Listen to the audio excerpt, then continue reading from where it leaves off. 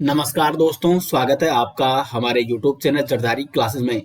दोस्तों, Indian economy की आज ये क्लास 6 है और आज हम यहाँ पे डिस्कस करने वाले हैं गरीबी यानी पॉवर्टी के बारे में और टाइप्स ऑफ पॉवर्टी। और साथ साथ दोस्तों यहाँ पे चर्चा करेंगे गरीबी निवारण एवं रोजगार सृजन कार्यक्रम, जो प्रमुख योजनाएं चलाई गई हैं, जो प्रमुख कार्यक्रम चलाए गए हैं सरकार के द्वारा गरीबी निवारण हेतु और रोजगार सृजन हेतु कार्यक्रम, इनके बारे में हम यहाँ पे डिस्कस करेंगे। तो पॉवर्टी के बारे में यानी गरीबी के बारे में डिस्कस करेंगे। टाइप्स ऑफ पॉवर्टी कितने प्रकार की होती है और भारत में गरीबी का अनुमान किस प्रकार से लगाया जाता है, गरीबी निर्धारण का इतिहास क्या रहा है और गरीबी निवारण एवं रोजगार सृजन कार्यक्रम यानी योजनाओं के बारे में दोस्तों हम चर्चा करेंगे। तो काफी महत्वपूर्ण लेक्चर होने वाला है इंडियन इकोनॉमी का। तो चलिए दोस्तों शुरू करते हैं आज का लेक्चर। सबसे पहले समझते हैं दोस्तों कि गरीबी यानी पॉवर्टी क्या है। तो यहाँ पे आप देख सकते हैं कि गरीबी वह स्थिति है जिसमें एक व्यक्ति को मूलभूत आवश्यकताओं या आधारभूत जरूरतें उपलब्ध नहीं हो पाती हैं। इस स्थिति को क्या कहा जाता है? गरीबी कहा जाता है। यानी गरीबी वह स्थिति है जो जीवन के लिए किसी भी व्यक्ति की जो जीवन के लिए आवश्यकताएं होती हैं या जो आधारभूत मूलभूत जो जरूरतें होती हैं आदमी के जीवन से संबंधी, अगर किसी व्यक्ति के पास वो आधारभूत जरूरतें उपलब्ध नहीं है तो यानी वो व्यक्ति गरीब कहलाएगा। जैसे अगर हम बात करें इन मूलभूत आवश्यकताओं की या आधारभूत जरूरतों की, तो भोजन, कपड़ा, आवास, शिक्षा और स्वास्थ्य, जिस व्यक्ति को ये उपलब्ध नहीं हो पाते हैं, भोजन उपलब्ध नहीं हो पाता है, कपड़े उपलब्ध नहीं हो पाते हैं, आवास, शिक्षा, स्वास्थ्य, ये हमारे जीवन की क्या है दोस्तों? आधारभूत जरूरतें हैं या मूलभूत जरूरतें हैं। तो जिस व्यक्ति को ये उपलब्ध नहीं हो पा रहे हैं यानी वो व्यक्ति क्या कहलाता है? गरीब कहलाता है। और उस व्यक्ति की इस स्थिति को पॉवर्टी यानी गरीबी कहा जाता है। अब देखो, हम भारत में गरीबी निर्धारण करता है नीति आयोग, और नीति आयोग के अनुसार जीवित रहने के लिए या स्वस्थ रहने के लिए या दक्ष रहने के लिए आदमी के पास या व्यक्ति के पास जो न्यूनतम आवश्यकताएं होती हैं, अगर वो न्यूनतम आवश्यकताएं हैं व्यक्ति के पास जीवित रहने के लिए या स्वस्थ रहने के लिए, तो आदमी गरीब नहीं है। और अगर ये न्यूनतम आवश्यकताएं व्यक्ति के पास नहीं है जीवित रहने के लिए या स्वस्थ रहने के लिए, तो वो व्यक्ति क्या कहलाएगा? गरीब कहलाएगा। तो गरीबी क्या होती है, पॉवर्टी क्या होती है, उम्मीद करते हैं कि ये आप यहाँ पे समझ गए होंगे अच्छे से। अब बात करते हैं कि गरीबी के प्रकार, टाइप्स ऑफ पॉवर्टी। दो प्रकार की होती है गरीबी, निरपेक्ष गरीबी और सापेक्षिक गरीबी। यानी गरीबी का जो निर्धारण किया जाता है, आप इस प्रकार से भी इसको समझ सकते हैं कि वो दो प्रकार से किया जाता है, निरपेक्ष गरीबी और सापेक्षिक गरीबी, एब्सोल्यूट पॉवर्टी और रिलेटिव पॉवर्टी। क्या होती है निरपेक्ष गरीबी और सापेक्षिक गरीबी? एक एक करके हम इसको समझने का प्रयास करते हैं। सबसे पहले दोस्तों, निरपेक्ष गरीबी की अगर बात करें तो इसमें प्रति व्यक्ति उपभोग के आधार पर, प्रति व्यक्ति उपभोग के आधार पर गरीबी का अनुमान लगाया जाता है। जैसे आपने देखा होगा कि प्रति कैलोरी कितना कोई व्यक्ति उपभोग कर रहा है। जैसे अगर हम बात करें भारत में सामान्यतः, अगर शहर में कोई व्यक्ति रह रहा है या ग्रामीण में कोई व्यक्ति रह रहा है, तो अगर ग्रामीण में कोई व्यक्ति रह रहा है और वो 2400 कैलोरी उपभोग कर रहा है, 2400 कैलोरी ये ग्रामीण व्यक्ति के लिए है और 2100 कैलोरी शहरी व्यक्ति के लिए है। तो अगर कोई ग्रामीण व्यक्ति 2400 कैलोरी उपभोग कर रहा है और शहरी व्यक्ति 2100 कैलोरी उपभोग कर रहा है, यानी वो व्यक्ति गरीब नहीं है। लेकिन ये एक सीमा है, अगर इससे नीचे कोई व्यक्ति उपभोग कर रहा है या 2400 कैलोरी से कम उस व्यक्ति को प्रतिदिन प्राप्त हो रही है, यानी वो व्यक्ति क्या कहलाएगा? गरीब कहलाएगा। तो जो निरपेक्ष गरीबी होती है वो प्रति व्यक्ति उपभोग के आधार पर उसकी मतलब प्रति व्यक्ति उपभोग के आधार पर उसकी गणना की जाती है। या निरपेक्ष गरीबी में हम क्या देखते हैं? प्रति व्यक्ति उपभोग देखते हैं, या वो व्यक्ति अपने उपभोग के लिए कितना खर्च कर रहा है उसको देखा जाता है। जैसे आगे अगर हम तेंदुलकर रिपोर्ट पढ़ेंगे, तेंदुलकर समिति की रिपोर्ट, तो उसमें ग्रामीण का अलग दिखाया गया है, शहरी का अलग दिखाया गया है कि ग्रामीण अगर कोई व्यक्ति है तो उसको एक दिन में प्रति व्यक्ति कितना खर्च करेगा और शहरी प्रतिदिन प्रति व्यक्ति कितना खर्च करेगा। तो एक सीमा वहां पे बनाई गई है कि अगर वो इतना खर्च करता है तो यानी वो गरीब नहीं कहलाएगा, अगर वो उससे नीचे खर्च करता है प्रतिदिन तो वो गरीब कहलाएगा। तो इसे कहा जाता है निरपेक्ष गरीबी, जिसमें हम ये देखते हैं कि प्रति व्यक्ति उपभोग कितना हो रहा है, या कोई व्यक्ति प्रतिदिन कितना उपभोग कर रहा है, कितना खर्च कर रहा है, उस आधार पर अगर हम गरीबी का निर्धारण करते हैं तो उसे कहते हैं निरपेक्ष गरीबी। इसमें देखा जाता है कि व्यक्ति की जो न्यूनतम पोषक आवश्यकताएं हैं, क्या वो उनको पूरा कर पा रहा है या नहीं कर पा रहा है, यानी उसकी जो न्यूनतम पोषक आवश्यकताएं हैं वो उसको मिल रही है या नहीं मिल रही है। अगर मिल रही है तो वो व्यक्ति गरीब नहीं है, और अगर नहीं मिल रही है तो यानी वो व्यक्ति गरीब कहलाएगा।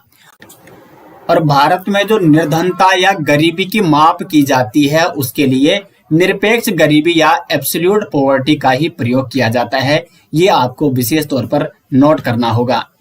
दूसरा प्रकार आता है गरीबी का, वो है सापेक्षिक गरीबी यानी रिलेटिव पॉवर्टी। क्या होती है रिलेटिव पॉवर्टी? सापेक्षिक यानी रिलेट करना। अब रिलेट किससे करना है? तो यहाँ पे रिलेट किया जाता है विभिन्न आय वर्गों के लोगों को, विभिन्न आय वर्ग के लोगों की तुलना की जाती है। तुलना या रिलेट करना, विभिन्न आय वर्ग के लोगों की तुलना किस प्रकार से करेंगे? इसमें जैसे कि आपने कई योजनाएं देखी होंगी कि अगर किसी व्यक्ति की या किसी परिवार की जो सैलरी है वो मंथली या मतलब जैसे वार्षिक देखा जाए, तो अगर कोई व्यक्ति 1 लाख से ऊपर कमा रहा है साल भर का, तो वो क्या है, उसको वो योजनाएं नहीं मिल पाएंगी। लेकिन अगर वो 1 लाख से नीचे कमा रहा है तो उसको बहुत सारी योजनाओं का लाभ दिया जाता है। तो कुल मिला के यहाँ पे हमने क्या कर दिया है, एक निश्चित सीमा कर दी है कि 1 लाख के ऊपर के जो व्यक्ति हैं जो प्रतिवर्ष 1 लाख कमाते हैं उनको वो योजनाएं नहीं दी जाएंगी, बल्कि जो 1 लाख से नीचे कमाते हैं प्रतिवर्ष उनको उन योजनाओं का फायदा मिल जाएगा। तो कुल मिला के हमने यहाँ पे गरीबी को क्या एक निश्चित सीमा या निश्चित माप रख दी यहाँ पे गरीबी की, कि जो व्यक्ति प्रति साल प्रति ईयर 1 लाख से कम कमाएगा वो यहाँ पे क्या हो जाएगा, गरीब हो जाएगा। तो यहाँ पे ये क्या हो गई, सापेक्षिक गरीबी। हमने क्या किया, सापेक्ष यानी रिलेटिव किया हमने, और रिलेटिव हमने किसको किया, विभिन्न आय वर्ग के लोगों को। हमने यहाँ पे तुलना की विभिन्न आय वर्ग के लोगों की। एक वो वर्ग है जो 1 लाख से ऊपर प्रति ईयर कमाता है, और एक वो वर्ग हमने रखा जो 1 लाख से कम कमाता है प्रति ईयर, और उस वर्ग को हमने क्या कहा, गरीब वर्ग कहा। तो यहाँ पे दोस्तों आप समझ गए होंगे कि निरपेक्ष गरीबी क्या है, सापेक्षिक गरीबी क्या है। निरपेक्ष गरीबी में देखा जाता है प्रति व्यक्ति उपभोग, जबकि सापेक्षिक गरीबी में देखा जाता है विभिन्न आय वर्ग के लोगों की तुलना। उनकी आय क्या है प्रति ईयर या प्रति मंथ के आधार पर वहां पे वो निर्धारण किया जाता है। तो ये तो थे यहाँ पे गरीबी के प्रकार। अब यहाँ पे नेक्स्ट टॉपिक है भारत में गरीबी का अनुमान। तो कौन यहाँ पे भारत में गरीबी का अनुमान लगाता है? तो NSSO के द्वारा भारत में गरीबी का अनुमान लगाया जाता है, नीति आयोग के द्वारा लगाया जाता है, और वर्ल्ड बैंक के माध्यम से भी गरीबी का अनुमान लगाया जाता है प्रत्येक देश में। अगर हम बात करें NSSO, इसके बारे में मैं आपको पिछली वीडियो में भी डिटेल्स में बता चुका हूं कि NSSO क्या है। NSSO की फुल फॉर्म है नेशनल सैंपल सर्वे ऑर्गेनाइजेशन, जिसकी स्थापना 1950 को होती है। और NSSO का मुख्य कार्य है भारत में गरीबी का अनुमान लगाना। और ये किस आधार पर लगाते हैं, तो ये मैंने आपको अभी बता दिया है कि भारत जो गरीबी 2 प्रकार की है। तो जो यहाँ पे निरपेक्ष गरीबी है उसके आधार पर भारत में गरीबी का अनुमान लगाया जाता है। उसके बाद है नीति आयोग। तो नीति आयोग के माध्यम से भी भारत में गरीबी का अनुमान लगाया जाता है, और वर्ल्ड बैंक के माध्यम से भी भारत में गरीबी का अनुमान लगाया जाता है। वर्ल्ड बैंक की अगर हम बात करें तो वर्ल्ड बैंक के अनुसार अगर कोई व्यक्ति प्रतिदिन प्रति व्यक्ति, ये निर्धनता या गरीबी की सीमा रखी गई है कि अगर कोई व्यक्ति प्रतिदिन प्रति व्यक्ति क्या करता है, खर्च करता है कितना, 1.90 डॉलर अमेरिकी डॉलर अगर खर्च करता है तो वो व्यक्ति गरीब नहीं कहलाएगा। लेकिन अगर वो व्यक्ति प्रतिदिन जो प्रति व्यक्ति है वो 1.90 डॉलर से कम खर्च करता है प्रत्येक दिन, तो वो क्या हो जाएगा, वो व्यक्ति निर्धनता की रेखा में या गरीबी की रेखा में आ जाएगा। तो वर्ल्ड बैंक का जो लिमिट रखी गई है यहाँ पे गरीबी का निर्धारण करने की या गरीबी का अनुमान लगाने की, वो कितनी है, प्रतिदिन प्रति व्यक्ति खर्च 1.90 यानी $1.90 प्रतिदिन की यहाँ पे बात हो रही है। ठीक है, अब ऐसा नहीं कि यहाँ पे प्रति परिवार का इतना खर्च होना चाहिए, पर परिवार में जितने भी लोग हैं, जितने भी व्यक्ति हैं, उनका खर्चा कितना होना चाहिए प्रतिदिन, या वो कितना खर्च करने चाहिए उनको प्रतिदिन में $1.90। अगर वो इतना खर्च कर सकते हैं प्रत्येक व्यक्ति, तो वो परिवार क्या है, गरीबी रेखा से ऊपर रखा गया है। कुल मिला के यहाँ पे क्या है, एक निर्धनता रेखा या गरीबी रेखा खींची गई है $1.90। इससे ऊपर जो खर्च करे वो क्या है, अमीर है, और इससे नीचे जो खर्च करे वो क्या है, गरीबी रेखा में है, गरीबी रेखा, या वो व्यक्ति गरीब कहलाएगा। तो भारत में गरीबी का अनुमान NSSO, नीति आयोग और वर्ल्ड बैंक के माध्यम से भारत में गरीबी का अनुमान लगाया जाता है। अभी हम यहाँ पे भारत में गरीबी का जो इतिहास रहा है इसके बारे में जानते हैं, फिर यहाँ पे आप समझ पाओगे कि NSSO और नीति आयोग किस प्रकार से गरीबी का अनुमान लगाता है। तो बात करते हैं दोस्तों भारत में गरीबी निर्धारण का इतिहास। भारत में गरीबी निर्धारण सर्वप्रथम किस व्यक्ति ने की थी, तो वो थे दादा भाई नेहरू, जिन्होंने सर्वप्रथम भारत में गरीबी निर्धारण का प्रयास किया। उसके बाद यहाँ पे कुछ महत्वपूर्ण समितियां आती हैं। पहली समिति है नीलकांत दांडेकर और VM रथ समिति। इस समिति की स्थापना की जाती है या गठन किया जाता है 1971 में, यानी 1971 में इस समिति की स्थापना की जाती है, महत्वपूर्ण है।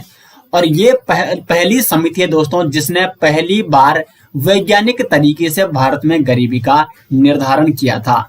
तो भारत में पहली बार वैज्ञानिक तरीके से गरीबी का अनुमान किस समिति ने लगाया था, तो वो थी नीलकांत दांडेकर और VM रथ समिति। इस समिति ने क्या किया कि इस समिति ने कहा कि जो प्रत्येक व्यक्ति, चाहे वो शहरी है चाहे वो ग्रामीण है, अगर प्रत्येक व्यक्ति प्रतिदिन औसतन लगभग 2250 कैलोरी उपभोग करता है, तो वो व्यक्ति क्या है, या वो इतना भोजन करने में अगर वो समर्थ है, तो वो व्यक्ति गरीब नहीं है। लेकिन अगर कोई व्यक्ति प्रतिदिन, चाहे वो शहरी है चाहे वो ग्रामीण है, 2250 कैलोरी, इन्होंने सीमा क्या रखी यहाँ पे निर्धनता की, 2250 कैलोरी। तो अगर कोई व्यक्ति 2250 कैलोरी से कम या 2250 कैलोरी उपभोग करने में असमर्थ है, यानी वो व्यक्ति किस सीमा में है, गरीबी रेखा की सीमा में है, यानी वो व्यक्ति क्या कहलाएगा, गरीब कहलाएगा। तो नीलकांत दांडेकर और VM रथ समिति की जो गरीबी निर्धारण सीमा थी वो क्या थी दोस्तों, उपभोग 2250 कैलोरी। अगर 2250 कैलोरी कोई उपभोग कर रहा है या इससे ज्यादा उपभोग कर रहा है, तो वो व्यक्ति गरीब नहीं है। लेकिन अगर वो 2250 कैलोरी उपभोग करने में असमर्थ है या वो नहीं कर पाता है, तो वो व्यक्ति क्या कहलाएगा, गरीब कहलाएगा। तो ये थी नीलकांत दांडेकर और VM रथ समिति की रिपोर्ट। उसके बाद एक नई समिति आती है, YK अलग समिति। YK अलग समिति, इसकी स्थापना होती है 1979 में।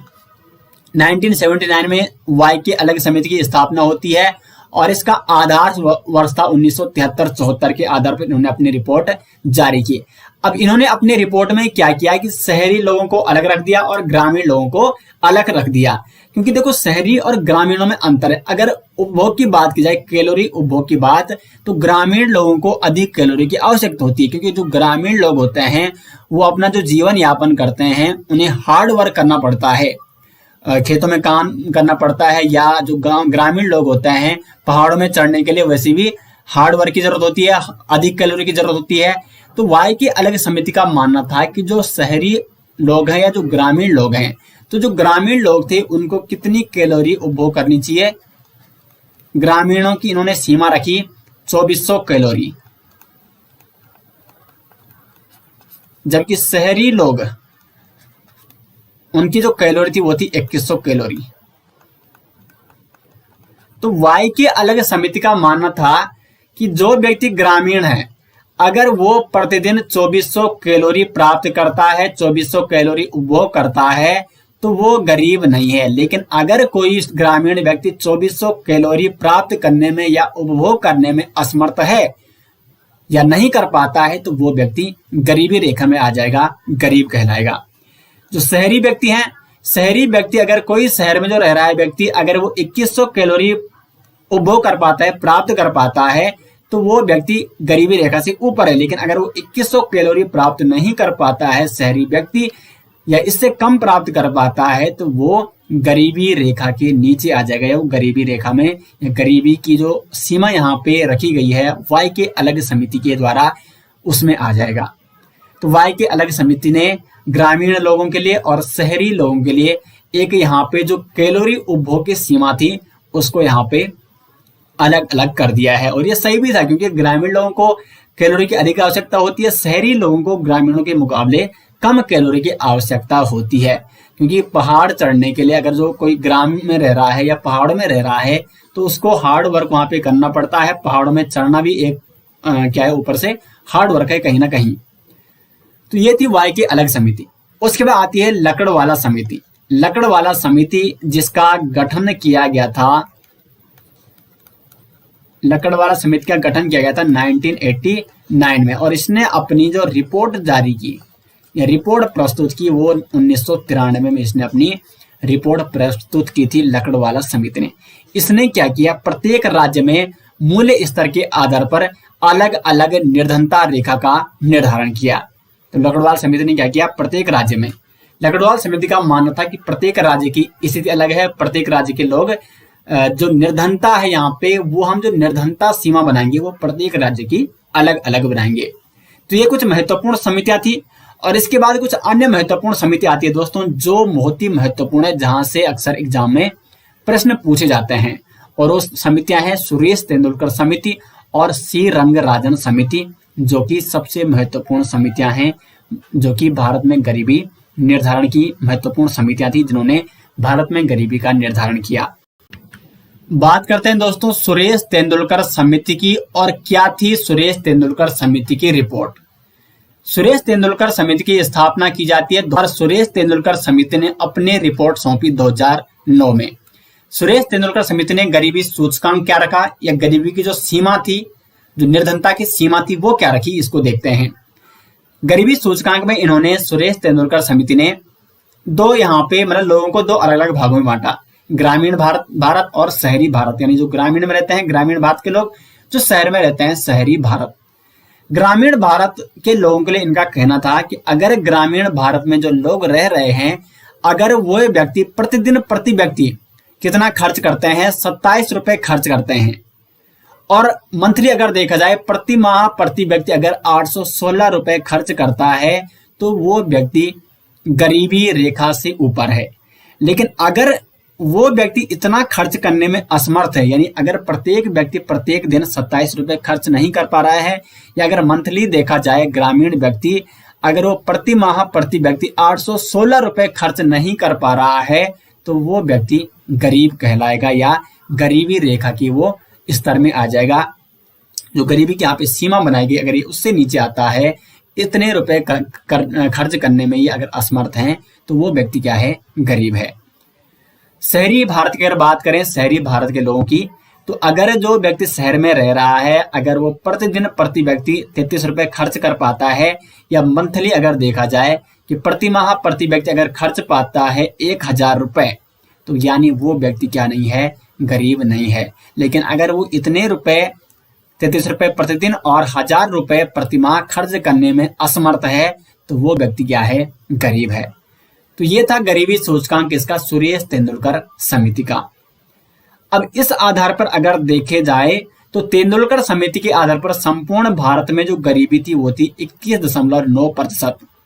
देखो सुरेश तेंदुलकर समिति ने अपनी रिपोर्ट 2009 में जारी कर दी, और ये कहा कि इस आधार पर हम यहाँ पे क्या करेंगे, जो ये आधार रखा है, जो सीमा रखी है सुरेश तेंदुलकर समिति ने, जो एक निश्चित सीमा का निर्धारण कर दिया है गरीबी की, तो उस आधार पर फिर 2011-12 में जो यहाँ पे गणना की गई थी, तो तेंदुलकर समिति के आधार पर जो गणना की गई, उसके आधार पर संपूर्ण भारत में 2011-12 में गरीबी कितनी थी, 21.9%। ये आपको, ये महत्वपूर्ण है, ये आपको नोट करना है। आधार वर्ष क्या है, क्योंकि अंतिम बार जो गरीबी ये गणना हुई है भारत में, वो कब हुई है, वो हुई है 2011-12 में।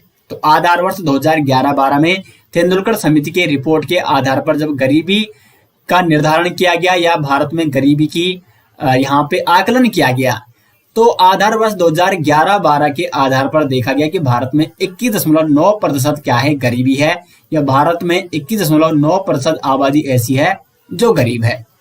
तो ये थी सुरेश तेंदुलकर समिति। लेकिन इस समिति का विवाद होता रहा, मतलब विवादास्पद रही लगातार ये समिति, क्योंकि इतनी कम गरीबी नहीं है, भारत में ज्यादा गरीबी है।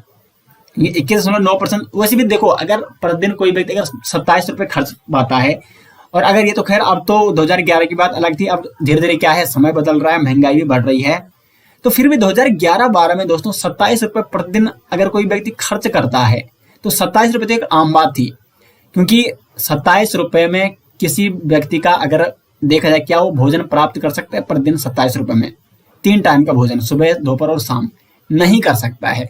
और भोजन के साथ साथ उसे कपड़े भी चाहिए, या स्वास्थ्य भी उसका चाहिए, या उसको शिक्षा भी चाहिए। तो ये समिति विवादास्पद बनी रही, क्योंकि इसने जो सीमा रखी वो बहुत ही कम रखी यहाँ पे, और इसके आधार पर यहाँ पे जो गरीबी निकली भारत में वो बहुत कम निकली, 21.9%। फिर इसके बाद एक नई समिति का गठन इसीलिए किया गया क्योंकि वो समिति विवादास्पद रही, उसने जो आंकड़े दिए थे उसका विरोध होता रहा। फिर इसके बाद एक नई समिति सी रंगराजन समिति का गठन किया गया। सी रंगराजन समिति का गठन किया गया 2012 में, और इसने अपनी रिपोर्ट सौंपी 2014 में। अब सी रंगराजन समिति का जो गरीबी सूचकांक इसने दिया, तो सी रंगराजन समिति ने क्या कर दिया, जो खर्चा होता है प्रतिदिन का या प्रति माह का, उसको थोड़ा बढ़ा दिया। प्रतिदिन ग्रामीण भारत के व्यक्तियों की अगर बात करें तो सी रंगराजन समिति के अनुसार अगर ग्रामीण भारत का कोई व्यक्ति प्रतिदिन प्रति व्यक्ति खर्च कितना है, 32 रुपए करता है, और मंथली 972 रुपए खर्च करता है, तो वो गरीब नहीं है। लेकिन अगर वो इतने रुपए 32 रुपए प्रतिदिन और 972 रुपए प्रति माह खर्च करने में असमर्थ है, यानी वो व्यक्ति क्या है, वो व्यक्ति है गरीब। शहरी व्यक्ति की अगर बात करें तो प्रतिदिन प्रति व्यक्ति खर्च कितना रखा, शहरी का 47 रुपए, क्योंकि शहर में खर्चा ज्यादा होता है, और प्रति माह प्रति व्यक्ति जो खर्च रखा वो रखा 1407 रुपए। अगर कोई शहरी व्यक्ति इतना खर्च कर लेता है, 47 रुपए प्रतिदिन और 1407 रुपए प्रति माह, तो वो व्यक्ति गरीब नहीं कहलाएगा। लेकिन अगर वो इतने रुपए खर्च करने में असमर्थ है तो वो व्यक्ति गरीब है। तो इस आधार पर सी रंगराजन समिति ने जो अपने रिपोर्ट सौंपी और जो ये सीमा निर्धारण किया, निर्धनता की सीमा या गरीबी की सीमा, इस आधार पर 2011-12 का अगर आधार वर्ष लिया जाए तो 2011-12 में संपूर्ण भारत में गरीबी कितनी थी, 29.9%। अब आप सोच रहे होंगे कि जो हमने अभी तेंदुलकर समिति पढ़ी उसमें तो भारत में 21.9% गरीबी दिखा रहा था, लेकिन ये एकदम से भारत में गरीबी बढ़ कैसे गई 29.9%। तो यहाँ पे आपको देखना ये होगा कि जो यहाँ पे तेंदुलकर समिति, उन्होंने प्रतिदिन खर्चा या प्रति माह खर्चा 816 रुपए रखा ग्रामीण का, जबकि यहाँ पे देखो ग्रामीण का 972 रुपए है।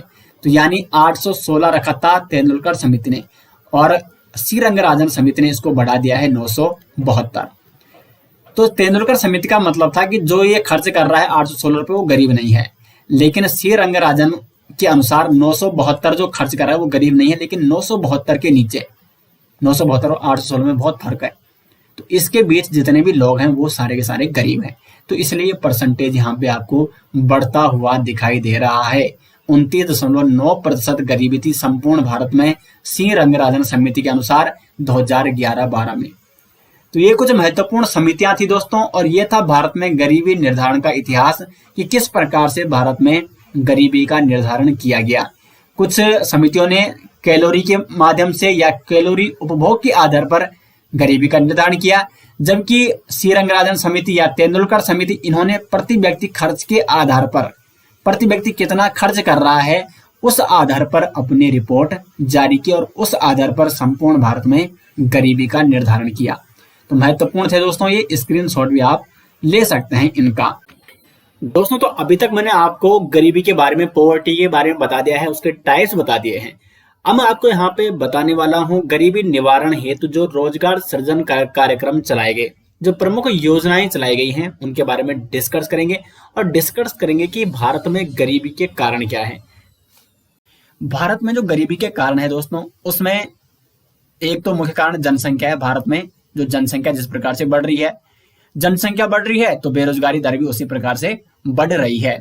क्योंकि अगर जो ये भारत में जनसंख्या है, इतना जो मानव संख्या है भारत में, अगर इसका प्रयोग संसाधन के रूप में, जिसे हम मानव संसाधन कहते हैं, उस रूप में किया जाता तो शायद भारत में इतनी गरीबी और बेरोजगारी नहीं हो पाई थी। लेकिन हम उचित रूप से इस मानव संसाधन का प्रयोग नहीं कर पाए भारत में, जो एक मुख्य कारण है भारत में गरीबी का और बेरोजगारी का। उसके बाद कुछ सामाजिक कुरीतियां हैं भारत में, और भारत अभी एक क्या है, विकासशील अर्थव्यवस्था है। भारत अभी क्या है, विकसित अर्थव्यवस्था नहीं है बल्कि विकासशील अर्थव्यवस्था है। तो ये कुछ प्रमुख कारण थे भारत में गरीबी और बेरोजगारी के। अब जो ये गरीबी है भारत में, इस गरीबी को दूर करने के लिए और रोजगार सृजन करने के लिए, रोजगार का उत्पन्न करने के लिए भारत में कुछ योजनाएं और कुछ कार्यक्रम चलाए जाते हैं समय समय पर। और समय समय पर विभिन्न सरकारों ने ये कुछ प्रमुख योजनाएं और प्रमुख कार्यक्रम भारत में चलाए, ग्रामीण स्तर पर, शहरी स्तर पर। तो जो भी ये प्रमुख योजनाएं और कार्यक्रम है, इनके बारे में अब चर्चा करते हैं। सबसे पहले आती है स्वर्ण जयंती ग्राम स्वरोजगार योजना। ये योजना शुरू हुई थी 1 अप्रैल 1999 को। किसके द्वारा शुरू हुई थी? अटल बिहारी वाजपेयी जी द्वारा। वाजपेयी जी द्वारा कब शुरू हुई? 1 अप्रैल 1999 को। और मुख्य उद्देश्य था स्वर्ण जयंती ग्राम स्वरोजगार योजना का ग्रामीण क्षेत्रों में सूक्ष्म उद्यम स्थापित करके गरीबी को कम करना, और साथ ही साथ जो गरीबी रेखा से नीचे के जो परिवार थे, जो गरीबी रेखा से नीचे अपना जीवन यापन कर रहे थे, उनको ऊपर उठाना, उनको गरीबी के स्तर से ऊपर लाना। ये मुख्य उद्देश्य था स्वर्ण जयंती ग्राम स्वरोजगार योजना का। और ये योजना किस स्तर पर लागू की गई थी? ग्रामीण स्तर पर, ग्रामीण क्षेत्रों के लिए। अब देखो, योजनाओं में आपको सबसे मुख्य क्या याद रखना है कि कब वो योजना लागू की गई या शुरू की गई, और किसके द्वारा वो शुरू की गई और उसका उद्देश्य क्या था। तो इन्हीं 3 महत्वपूर्ण बिंदुओं के बारे में हम यहाँ पे चर्चा करेंगे। दूसरी जो योजना है वो है स्वर्ण जयंती शहरी रोजगार योजना, SJSRY। स्वर्ण जयंती शहरी रोजगार योजना शुरू की जाती है 1 दिसंबर 1997 को। अब यहाँ पे आपको ये नोट करना होगा कि जो ये स्वर्ण जयंती शहरी रोजगार योजना है, इससे पहले 3 शहरी गरीबी उन्मूलन कार्यक्रम जो शहरी स्तर पर थे, उनको एकीकृत करके स्वर्ण जयंती शहरी रोजगार योजना को शुरू किया गया। तो कौन कौन थे वो 3 शहरी गरीबी उन्मूलन कार्यक्रम? 3 शहरी गरीबी उन्मूलन कार्यक्रम को एकीकृत कर ये स्वर्ण जयंती शहरी रोजगार योजना को लागू किया गया था।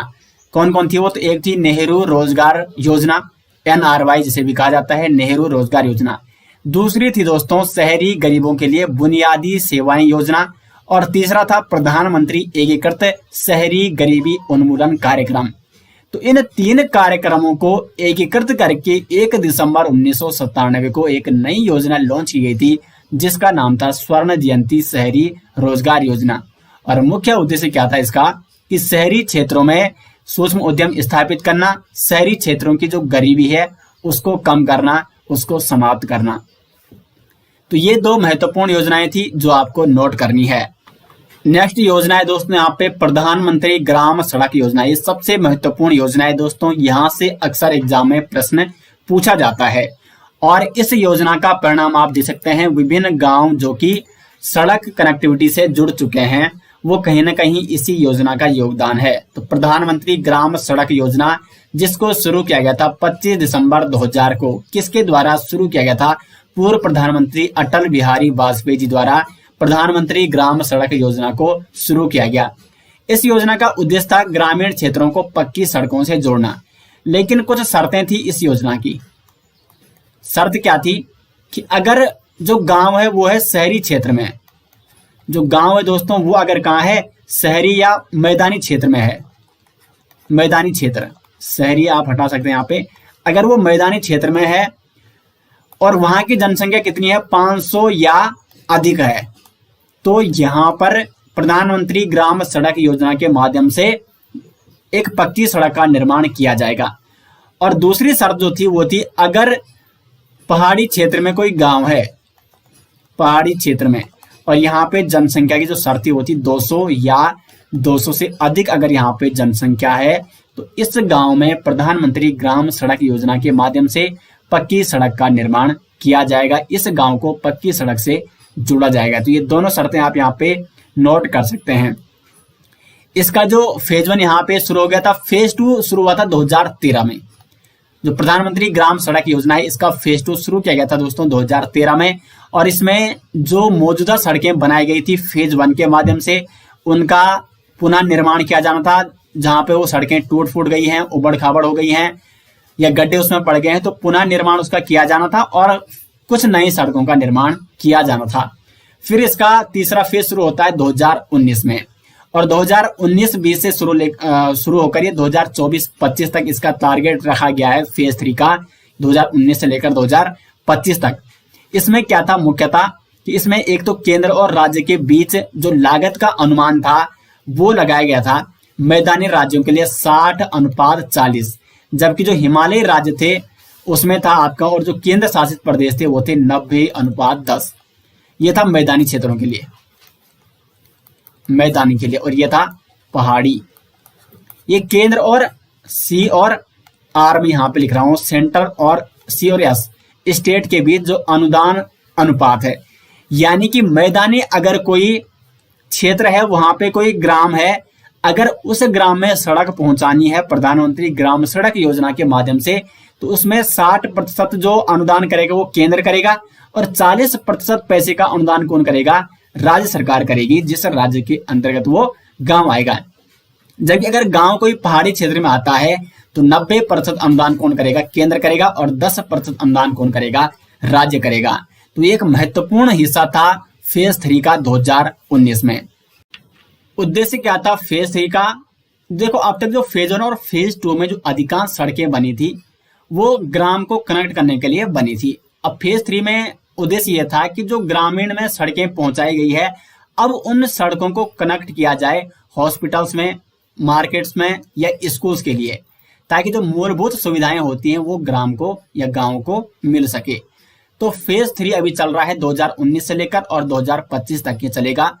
अब देखो, यहां से प्रश्न इस प्रकार से पूछा जा सकता है कि प्रधानमंत्री ग्राम सड़क योजना का फेज 3 कब शुरू हुआ, या फेज 2 कब शुरू हुआ, या फेज 3 कब से कब तक चलेगा? तो 2019 से लेकर 2025 तक ये चलेगा, और अभी ये फेज 3 चल रहा है। तो महत्वपूर्ण योजना है प्रधानमंत्री ग्राम सड़क योजना। नेक्स्ट योजना है यहाँ पे प्रधानमंत्री ग्रामोदय योजना, PMGY, प्रधानमंत्री ग्रामोदय योजना, जिसको शुरू किया गया था 2001 में। और उद्देश्य क्या था इसका? ग्रामीण क्षेत्रों को मूलभूत ग्रामीण आवश्यकताएं उपलब्ध कराना। मूलभूत आवश्यकताएं क्या होती है? जैसे प्राइमरी एजुकेशन, प्राथमिक शिक्षा, पेयजल, आवास और ग्रामीण सड़क, स्वास्थ्य देखभाल, ये मूलभूत आवश्यकताएं होती हैं। और इस योजना का यही मुख्य उद्देश्य था कि मूलभूत आवश्यकताएं एक ग्राम को या ग्रामीण क्षेत्रों को उपलब्ध कराना प्रधानमंत्री ग्रामोदय योजना का मुख्य उद्देश्य था। आगे बढ़ते हैं दोस्तों, संपूर्ण ग्रामीण रोजगार योजना, SGRY, महत्वपूर्ण योजना है संपूर्ण ग्रामीण रोजगार योजना। इसको शुरू किया गया था सितंबर 2001 में। अब देखो, जब संपूर्ण ग्रामीण रोजगार योजना आई थी तो इस योजना को भी दो प्रमुख योजनाओं को एकीकृत करके इस योजना को शुरू किया गया था। कौन कौन सी थी वो दो योजनाएं? एक यहाँ पे जवाहर ग्राम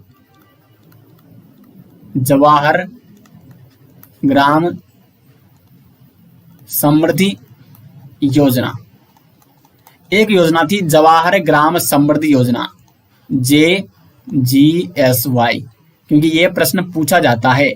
और दूसरी योजना थी रोजगार आश्वासन योजना, रोजगार आश्वासन योजना। इन दोनों योजनाओं को जोड़कर या इन दोनों योजनाओं को विलय करके संपूर्ण ग्रामीण रोजगार योजना को शुरू किया गया सितंबर 2001 2001 में जवाहर ग्राम समृद्धि योजना और रोजगार आश्वासन योजना। संपूर्ण ग्रामीण रोजगार योजना का मुख्य उद्देश्य क्या था? ग्रामीण क्षेत्रों में रोजगार उपलब्ध कराना और ग्रामीण क्षेत्रों में खाद्य सुरक्षा प्रदान करके पोषण स्तर में सुधार लाना, क्योंकि पोषण स्तर में सुधार लाना भी महत्वपूर्ण है। जो गरीबी रेखा के जो निम्न स्तर के जो गरीबी रेखा के निम्न स्तर के जो लोग थे, उनमें से अधिकांश लोग ऐसे थे जिनको पोषण भी पूर्ण रूप से नहीं मिल पाता था। तो पोषण स्तर में सुधार लाना ये भी एक महत्वपूर्ण उद्देश्य था संपूर्ण ग्रामीण रोजगार योजना का। नेक्स्ट है दोस्तों, ये यहाँ पे अंत्योदय है, ठीक है। अंत्योदय अन्न योजना, अन्नपूर्णा योजना अलग है और अंत्योदय अन्न योजना, ये यहाँ पे टाइपिंग मिस्टेक हो चुकी है। अंत्योदय अन्न योजना, इसको पूर्ण रूप से आप मिटा सकते हैं। तो अंत्योदय अन्न योजना, जिसको आय भी कहा जाता है, इसको शुरू किया गया 25 दिसंबर 2000 को और इसका मुख्य उद्देश्य क्या था? निर्धन परिवार को प्रतिमाह 35 किलो राशन रियायती मूल्य पर उपलब्ध कराना। इसमें दिए जाते गेहूं और चावल। गेहूं का जो मूल्य रखा जाता, गेहूं का मूल्य 2 रुपए प्रति किलो, जबकि जो चावल का मूल्य था वो था 3 रुपए प्रति किलो। तो अंत्योदय अन्न योजना में जो गेहूं का मूल्य था वो 2 रुपए प्रति किलो दिया जाता सरकार की तरफ से और चावल 3 रुपए प्रति किलो सरकार की तरफ से दिया जाता था निर्धन परिवार को, और प्रति माह 35 किलो राशन जिसमें गेहूं और चावल दिए जाते थे। अंत्योदय अन्न योजना के माध्यम से 25 दिसंबर 2000 को इसे शुरू किया गया अटल बिहारी वाजपेयी जी द्वारा। अब यहाँ पे जो अन्नपूर्णा योजना है, इसको भी मैं यहाँ पे आपको बता देता हूं। अन्नपूर्णा योजना को शुरू किया गया था, जो इसका प्रारंभ हुआ था वो हुआ 2 अक्टूबर 2000 को। ये कहाँ शुरू हुई थी? गाजियाबाद के सिखोड़ा ग्राम से। और उद्देश्य इसका क्या था कि जो अत्यंत निर्धन वृद्ध व्यक्ति हैं उनके लिए रोटी की व्यवस्था करना। और किस मंत्रालय ने शुरू की थी? ग्रामीण विकास मंत्रालय द्वारा अन्नपूर्णा योजना का शुभारंभ किया गया था 2 अक्टूबर 2000 को, जबकि अंत्योदय अन्न योजना का शुभारंभ 25 दिसंबर 2000 को किया गया था। उसके बाद नेक्स्ट योजना आती है वाल्मीकि अंबेडकर मलिन बस्ती आवास योजना, VAMBAY, वाल्मीकि अंबेडकर मलिन बस्ती आवास योजना, जिसको दिसंबर 2001 में शुरू किया गया। इसका उद्देश्य क्या था? जो बस्तियों में रहने वाले लोग हैं उनको घर मुहैया कराना, उनको आवास मुहैया कराना, जो लोग बस्तियों में अपना जीवन यापन करते थे। और इसमें जो अनुदान दिया जाता था, अनुदान केंद्र और राज्य की तरफ से, तो केंद्र भी 50% अनुदान करता और राज्य भी 50%, तो 50-50% केंद्र और राज्य के माध्यम से दिया जाता था वाल्मीकि अंबेडकर मलिन बस्ती आवास योजना में। तो ये कुछ प्रमुख योजनाएं थी, आप इसका स्क्रीनशॉट भी ले सकते हैं। फिर बढ़ते हैं हम आगे कुछ अन्य महत्वपूर्ण योजनाओं की तरफ। नेक्स्ट योजना है यहाँ पे राष्ट्रीय ग्रामीण रोजगार गारंटी अधिनियम। जितने भी यहाँ पे मैं आपको योजनाएं बता चुका हूँ, इनमें से सबसे महत्वपूर्ण योजना नरेगा, जिसको बाद में मनरेगा कहा गया, राष्ट्रीय ग्रामीण रोजगार गारंटी अधिनियम। ये एक अधिनियम था, एक एक्ट था, जिसको पारित किया गया था वर्ष 2005 में। और इसको शुरू कब किया गया? 2 फरवरी 2006 को। शुरू इसको कहां से किया गया दोस्तों? सर्वप्रथम महत्वपूर्ण प्रश्न बनता है तो आंध्र प्रदेश, अगर राज्य पूछा जाता है तो आंध्र प्रदेश। और आंध्र प्रदेश का एक जिला है बांदावली, और इस जिले में एक गांव है दोस्तों जिसका नाम क्या है? अनंतपुर। आंध्र प्रदेश के बांदावली जिले के अनंतपुर गांव से इस योजना को शुरू किया गया था। जब इस योजना का फर्स्ट फेज यानी प्रथम चरण, पहला चरण शुरू किया जाता है तो मात्र 200 जिलों में ये योजना लाई गई। लेकिन वर्ष 2008 आते आते लगभग 1 अप्रैल 2008 तक संपूर्ण भारत में ये योजना शुरू की जा चुकी थी। बाद में जो ये नरेगा ये योजना थी, इसका नाम परिवर्तित किया गया 2 अक्टूबर 2009 को। महत्वपूर्ण प्रश्न दोस्तों यहां से ये पूछा जाता है, नरेगा का नाम मनरेगा किया गया। मनरेगा, देखो नरेगा की फुल फॉर्म क्या है, नेशनल, यहाँ पे आर से रूरल है, फिर एम्प्लॉयमेंट गारंटी एक्ट, और इस नरेगा का नाम अब क्या गया, मनरेगा। महात्मा गांधी जी के नाम से इसका मतलब कुल मिला के महात्मा गांधी जी के नाम पर इसका नाम रखा गया। महात्मा गांधी और नरेगा तो खैर वही है, national rural employment guarantee act. Mahatma Gandhi national rural employment guarantee act 2 अक्टूबर 2009 को इस प्रकार से इसका नाम बढ़ा। उद्देश्य क्या थे इस नरेगा या मनरेगा योजना के, तो एक तो ग्रामीण क्षेत्रों में रोजगार सृजन करना, महिलाओं की भागीदारी 1/3 लगभग 33% भागीदारी इसमें किसकी थी, महिलाओं की थी, और एक परिवार को लगभग 1 साल में 100 दिन का रोजगार सरकार उपलब्ध करा रही थी इस योजना के माध्यम से। तो इसमें सबसे बड़ा फायदा क्या हुआ कि माना कोई व्यक्ति जिसके पास रोजगार नहीं, जो बेरोजगार है, तो उसमें कम से कम साल भर में जो 100 दिन है उसमें रोजगार कौन दे रही है, सरकार दे रही है इस योजना के माध्यम से। तो ये थी यहाँ पे मनरेगा या नरेगा योजना, और इस योजना का क्रियान्वयन किसके द्वारा किया जा रहा था, ग्रामीण विकास मंत्रालय द्वारा। और अगर अनुदान की बात की जाए तो 90:10, 90% जो अनुदान वो केंद्र सरकार द्वारा दिया जाता है, 10% का जो अनुदान दिया जाता है वो राज्य सरकार द्वारा दिया जाता है। अनुदान का मतलब ये है यहाँ पे वित्तीय सहायता। तो केंद्र तथा राज्य सरकार के मध्य जो वित्तीय सहायता का अनुपात है वो है 90:10। 90% वित्तीय सहायता किसके द्वारा दी जाती है, केंद्र सरकार के द्वारा, जबकि 10% वित्तीय सहायता दी जाती है राज्य सरकार के द्वारा। तो यहाँ से जितने भी प्रश्न बन सकते हैं राष्ट्रीय ग्रामीण रोजगार गारंटी अधिनियम से, वो मैंने यहाँ पे आपको बता दिए हैं डिटेल्स में। उसके बाद नेक्स्ट यहाँ पे राष्ट्रीय खाद्य सुरक्षा अधिनियम 2013 NFSA, इसको शुरू किया गया सितंबर 2013 को। और राष्ट्रीय खाद्य सुरक्षा अधिनियम 2013 का मुख्य उद्देश्य क्या था, गरिमापूर्ण जीवन जीने के लिए लोगों को उचित मूल्य पर गुणवत्तापूर्ण खाद्यान्न उपलब्ध कराना, ताकि जो पोषण स्तर है भारत का उसमें सुधार हो सके। राष्ट्रीय खाद्य सुरक्षा अधिनियम का यही मुख्य उद्देश्य था। इसी राष्ट्रीय खाद्य सुरक्षा अधिनियम के बाद NFSA, जो ये राष्ट्रीय खाद्य सुरक्षा अधिनियम है, तो इसके सूचकांक 2022 में जारी किया गया। NFSA सूचकांक 2022, क्योंकि सूचकांक से महत्वपूर्ण प्रश्न पूछे जाते हैं और इतना डीप दोस्तों आपको कोई नहीं बताएगा। मैं हर टॉपिक यहाँ पे अगर आपको पढ़ाता हूँ, आपको बताता हूँ, तो उसके बारे में डीप यहाँ पे आपको बताने की कोशिश करता हूँ, गहराई में जाने की कोशिश करता हूँ, जहां से प्रश्न अक्सर एग्जाम में पूछे जाते हैं। तो जो NFSA सूचकांक 2022 से ये जारी किया गया था केंद्रीय खाद्य और उपभोक्ता मामलों के मंत्री पीयूष गोयल जी द्वारा।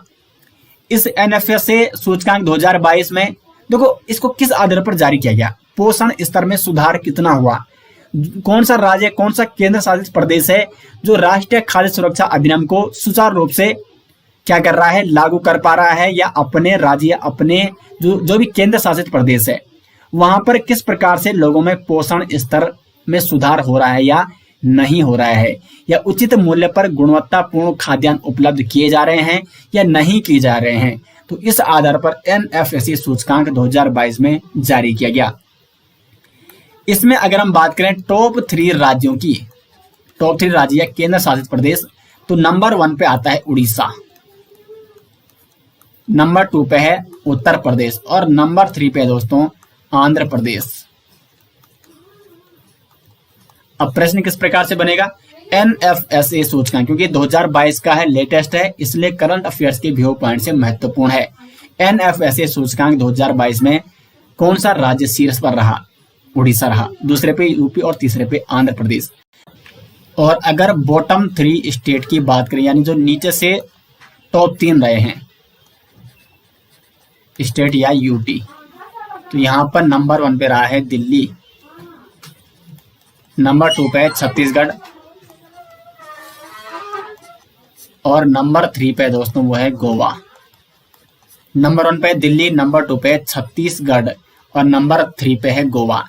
देखो NFSA सूचकांक 2022 में टॉप 3 राज्य हैं उड़ीसा, उत्तर प्रदेश, आंध्र प्रदेश। बॉटम 3 स्टेट है जिन्होंने जो नीचे से शीर्ष स्थान पर रहे हैं दिल्ली, छत्तीसगढ़ और गोवा। जबकि अगर हम बात करें विशेष राज्यों की, तो नंबर 1 पे रहा है त्रिपुरा, नंबर 2 पे रहा है हिमाचल प्रदेश और नंबर 3 पर रहा है सिक्किम। तो विशेष राज्यों का अगर एग्जाम में पूछा जाता है तो त्रिपुरा, हिमाचल प्रदेश और सिक्किम, ये भी आपको नोट करना है। तो इसका दोस्तों ये था राष्ट्रीय खाद्य सुरक्षा सूचकांक 2022, NFSE सूचकांक 2022, जहां से अक्सर एग्जाम में प्रश्न पूछे जाते हैं और पूछे जाएंगे आगे भी। तो इसका आप स्क्रीनशॉट यहाँ पे ले सकते हैं। नेक्स्ट है दोस्तों प्रधानमंत्री कौशल विकास योजना, PMKVY, प्रधानमंत्री कौशल विकास योजना महत्वपूर्ण योजना है। कब इसका शुभारंभ किया गया? 15 जुलाई 2015 को। मोस्ट इंपोर्टेंट योजना है दोस्तों। प्रधानमंत्री कौशल विकास योजना का शुभारंभ 15 जुलाई 2015 को किया गया। किसके द्वारा किया गया? प्रधानमंत्री नरेंद्र मोदी जी के द्वारा। और इसका उद्देश्य क्या था? युवाओं को रोजगार हेतु प्रशिक्षण देना। और इस योजना के माध्यम से विभिन्न क्षेत्रों में, विभिन्न स्थानों पर क्या खोले गए? प्रधानमंत्री कौशल विकास केंद्र खोले गए, जहां पर युवाओं को रोजगार हेतु प्रशिक्षण दिया गया। तो विभिन्न प्रकार से प्रशिक्षण दिया गया इस योजना के माध्यम से प्रधानमंत्री कौशल विकास केंद्रों में युवाओं को। किस विभाग द्वारा ये योजना चलाई जाती है? तो कौशल विकास एवं उद्यमिता मंत्रालय द्वारा। उसके बाद नेक्स्ट योजना यहाँ पे सांसद आदर्श ग्राम योजना, इसको शुरू किया गया 11 अक्टूबर 2014 को। देखो 11 अक्टूबर को जयप्रकाश नारायण जी की जयंती होती है। तो जयप्रकाश नारायण जी की जयंती के दिन 11 अक्टूबर 2014 को सांसद आदर्श ग्राम योजना को शुरू किया गया। उद्देश्य क्या था इस योजना का? कि प्रत्येक सांसद है जो दोनों सदनों के, वो क्या करें? एक गांव को गोद ले और उसको आदर्श गांव बनाए। तो इसमें लक्ष्य रखे गए थे 2014 से 2016 तक। 2016 तक एक गांव को क्या बनाना था? आदर्श बनाना था। फिर 2016 से 2019 तक 2 गांव को, यानी 2 अन्य गांव को, ठीक है, एक गांव आदर्श बन चुका है 2016 तक, ये लक्ष्य है। 2019 तक 2 और अन्य गांव, यानी टोटल 3 गांव आदर्श बन जाने चाहिए। और फिर 2024 तक 5 अन्य गांव। तो यहाँ पे आप देख सकते हैं कि जब से ये सांसद आदर्श ग्राम योजना शुरू हुई तब से लेकर 2024 तक कितने गांव को एक सांसद के माध्यम से आदर्श ग्राम बनाने का लक्ष्य रखा गया? 8 गांव टोटल, 8 गांव। 5 गांव 2019 से 2024, 2 गांव 2016 से 2019 और 1 गांव 2014 से 2016। तो 5 और 7 और 1 8 गांव। तो सांसद आदर्श ग्राम योजना 11 अक्टूबर 2014 को ये शुरू की गई थी। महत्वपूर्ण योजना थी ये भी। नेक्स्ट यहाँ पे दीनदयाल उपाध्याय अंत्योदय योजना, इस योजना को शुरू किया गया 25 सितंबर 2014 को, जिसका उद्देश्य था ग्रामीण युवाओं को रोजगार उपलब्ध कराना। और किस मंत्रालय द्वारा ये क्रियान्वयन की गई योजना? तो ग्रामीण विकास मंत्रालय द्वारा। उसके बाद है उजाला योजना, इसको शुरू किया गया 1 मई 2015 को। और उजाला योजना के माध्यम से क्या किया जाता था? कम लागत पर LED उपलब्ध किए जाते थे। आपने देखा आपके घरों में भी LED लगे होंगे। बहुत कम कीमत पर सरकार ने वो LED मुहैया कराए, उपलब्ध कराए उजाला योजना के माध्यम से। तो LED किस योजना के माध्यम से उपलब्ध कराए केंद्र सरकार ने? उजाला योजना। 1 मई 2015 को ये शुरू की गई थी PM मोदी जी के द्वारा। उसी के ठीक 1 साल बाद एक और नई योजना शुरू की जाती है, लॉन्च की जाती है, प्रधानमंत्री उज्ज्वला योजना। ये उजाला योजना थी और ये है उज्ज्वला योजना, PMUY। मोस्ट इंपोर्टेंट है, अक्सर एग्जाम में पूछी जाती है। इसको शुरू किया गया 1 मई 2016 को। और इसके माध्यम से गरीब रेखा से नीचे रहने वाले परिवारों की महिलाओं को निःशुल्क LPG कनेक्शन प्रदान करना था। LPG गैस जो दी जाती है महिलाओं को, वो इसी प्रधानमंत्री उज्ज्वला योजना PMUY के माध्यम से दी जाती है, जिसको 1 मई 2016 को प्रधानमंत्री नरेंद्र मोदी जी द्वारा शुरू किया गया था। तो ये दोनों योजनाएं मोस्ट इंपोर्टेंट है दोस्तों, अक्सर एग्जाम में ये पूछी जाती हैं। उसके बाद नेक्स्ट योजना है गरीबी भारत छोड़ो अभियान। इसको शुरू किया गया 11 अक्टूबर 2017 को। 11 अक्टूबर को जयप्रकाश नारायण जी की जयंती पर इस अभियान को शुरू किया गया था, गरीबी भारत छोड़ो अभियान। उसके बाद आती है प्रधानमंत्री गरीबी कल्याण योजना, जिसको शुरू किया गया 26 मार्च 2020 को PM मोदी जी के द्वारा। नेक्स्ट है आत्मनिर्भर भारत अभियान, 12 मई 2020 को शुरू किया गया। और नेक्स्ट है प्रधानमंत्री जन धन योजना, ये भी महत्वपूर्ण है। जन धन खाते बनाए गए, घोषणा इसकी 15 अगस्त 2014 को की गई और प्रधानमंत्री जन धन योजना को कब शुरू किया गया, 27 अगस्त 2014 को। तो ये कुछ अन्य महत्वपूर्ण योजनाएं थी जो कि महत्वपूर्ण है, जहां से अक्सर एग्जाम में प्रश्न पूछे जाते हैं। तो दोस्तों आज का जो हमारा टॉपिक था गरीबी निवारण एवं रोजगार सृजन कार्यक्रम, तो हमने यहाँ पे केंद्र सरकार द्वारा जो विभिन्न योजनाएं, विभिन्न कार्यक्रम चलाए गए थे, उनके बारे में हमने डिटेल्स में चर्चा की। उम्मीद करते हैं कि ये टॉपिक आपको पसंद आया और काफी महत्वपूर्ण टॉपिक है दोस्तों ये, क्योंकि यहाँ से अक्सर एग्जाम में इन योजनाओं से प्रश्न पूछे जाते हैं हर एग्जाम में। तो इसको आप अच्छे से नोट कर सकते हैं और अच्छे से आप अपने नोट्स बना सकते हैं। तो उम्मीद करते हैं कि इंडियन इकोनॉमी आपको जो ये हमारी सीरीज चल रही है पसंद आ रही होगी। सीरीज आपको कैसी लग रही है कमेंट बॉक्स में जरूर बताएं। मिलते हैं दोस्तों नेक्स्ट लेक्चर के साथ, तब तक के लिए धन्यवाद।